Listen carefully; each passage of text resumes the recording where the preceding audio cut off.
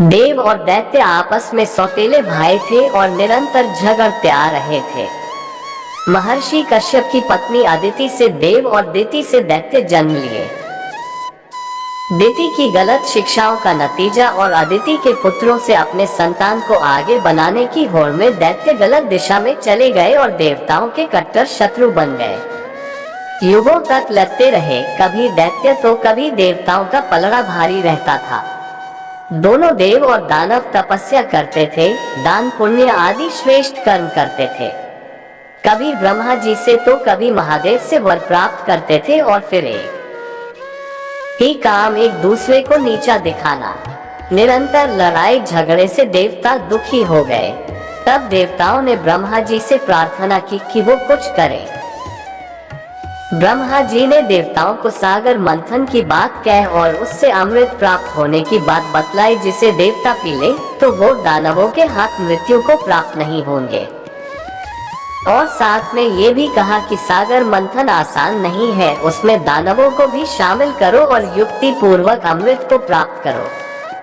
दानवों को सम्मिलित करने के कारण है, एक तो इतना बड़ा काम अकेले और गुप्त तरीके से कर नहीं सकोगे क्योंकि दानवों को पता चल जाएगा, और दूसरा इसमें श्रम बहुत लगेगा। ब्रह्मा जी की बात पर तब युक्ति पूर्वक देवताओं ने दानवों को सागर मंथन मिलकर करने की बात के लिए राजी किया और दानवों को सागर से बहुत से रत्न निकलने की बात कही, लेकिन अमृत की बात नहीं बतलाई। दानव सहमत हो गए और फिर उन्होंने कहा, भाई पहले ही इस बात को तय कर लो कि पहला रत्न निकला तो कौन लेगा, दूसरा किसका होगा, ताकि बाद में वाद विवाद न हो। देवता थोड़े घबराए कि कहीं पहली बार में अमृत निकल गया और दानवों के हाथ लगा गया तो। लेकिन फिर भगवान को मन ही मन नमस्कार कर उन्होंने विश्वास किया कि भगवान उनका कल्याण अवश्य करेंगे, और तय हो गया कि पहला रत्न निकलेगा वो दानवों को, दूसरा देवताओं को, और फिर इसी प्रकार से क्रम चलता रहेगा। मंथन के लिए रस्सी का काम करने के लिए देवताओं ने सर्पों के राजा वासुकी से प्रार्थना की और उसे भी रत्नों में भाग देने की बात कही गई। वासुकी नहीं माना, उसने कहा कि रत्न लेकर वो क्या करेगा। फिर देवताओं ने अलग से उसे समझाया और अमृत में हिस्सा देने की बात कही, तब वो तैयार हुआ।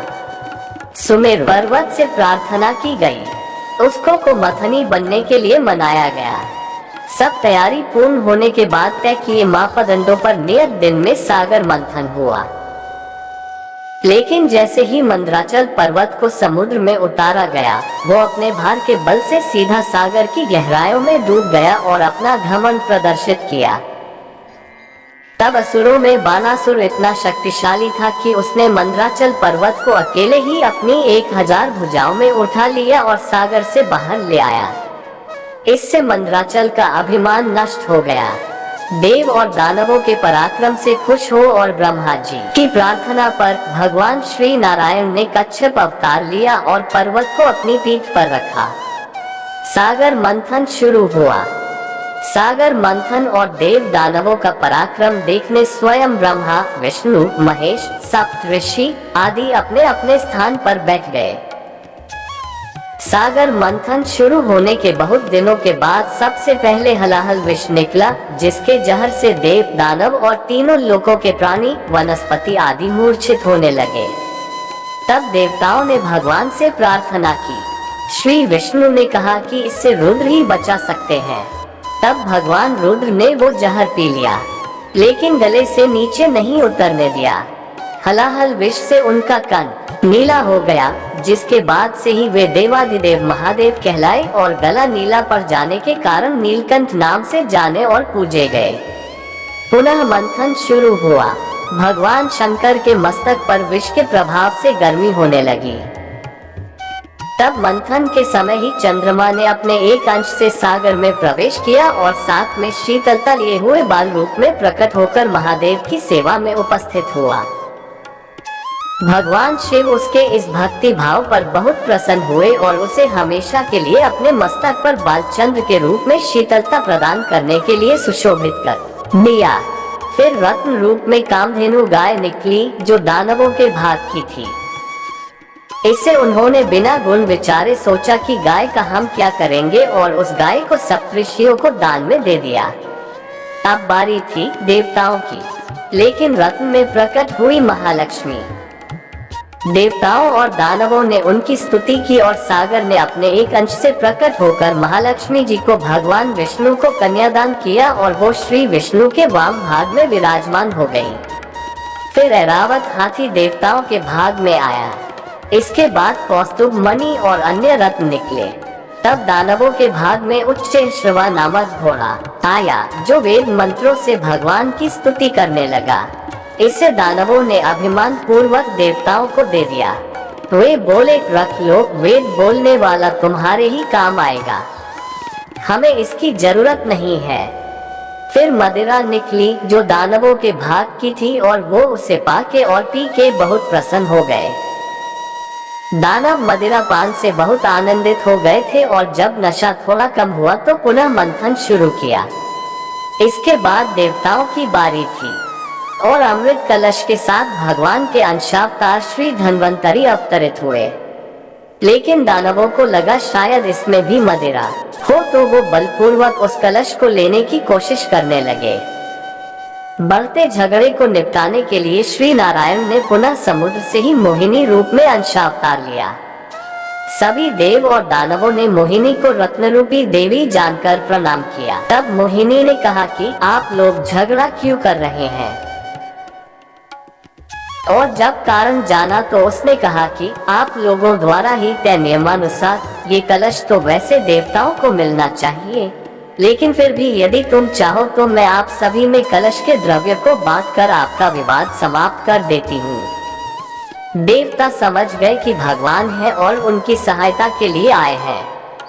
अतः सबने मोहिनी के मीठे वचनों को मान लिया। मोहिनी ने सभी को कहा कि वो पंक्ति में बैठ जाएं। तब देव दानवों को अलग पंक्ति में बैठाकर कलश के द्रव्य को, जो अमृत था पर दानव उसे मदिरा समझ रहे थे, मोहिनी ने कहा, देवताओं की पंक्ति से आरंभ करूंगी क्योंकि आप लोग एक बार द्रव्य का पान कर ही चुके हो। और यह कहकर देवताओं को बांटना शुरू किया। दानवों में एक को नशा कुछ कम सा हो गया तो वो फिर से मदिरा पीने की चाहत में चुपके से देवताओं की पंक्ति में अंतिम स्थान पर बैठ गया और उसे भी अमृत मिल गया। सूर्य और चंद्रमा ने इस बात की शिकायत भगवान विष्णु से कर दी। तब उन्होंने उस दानव पर छल करने का दंड देने के लिए चक्र से प्रहार कर दिया और उस दानव का सर कटते ही भगदड़ मच गई, लेकिन वो दानव अमृत पान के बाद भी जीवित रहा। सभी दानव बोले, क्या हुआ, क्यों हुआ, कैसे हो गया? श्री हरि का चक्र प्रहार दानवों को ये बतलाने के लिए था कि धोखे से इस दानव ने अनाधिकार पूर्वक द्रव्य पान किया था। जब मोहिनी बांट रही थी तो धैर्य रखना चाहिए था तथा अमृत पान के बाद देवता अब दानवों से ज्यादा शक्तिशाली हो गए हैं। अतः अब दानव ईर्ष्यावश देवताओं से अकारण झगड़ा न करें। जिस दानव ने वेश बदलकर अमृत पान किया वो गलत था, क्योंकि तय मापदंडों के आधार पर अमृत पर देवताओं का अधिकार था। उसके बाद भी मोहिनी अमृत सबको बांट ही तो रही थी पंक्ति में एक तरफ से। दानवों को अब पता चला कि कलश में मदिरा नहीं बल्कि अमृत है। तब कुछ दानव मोहिनी से कलश छीन लेने के प्रयास में आगे आए। मोहिनी बचा हुआ अमृत कलश देवराज इंद्र को देकर चली गई और कहा, तुम लोग ही आपस में निपटारा कर लो।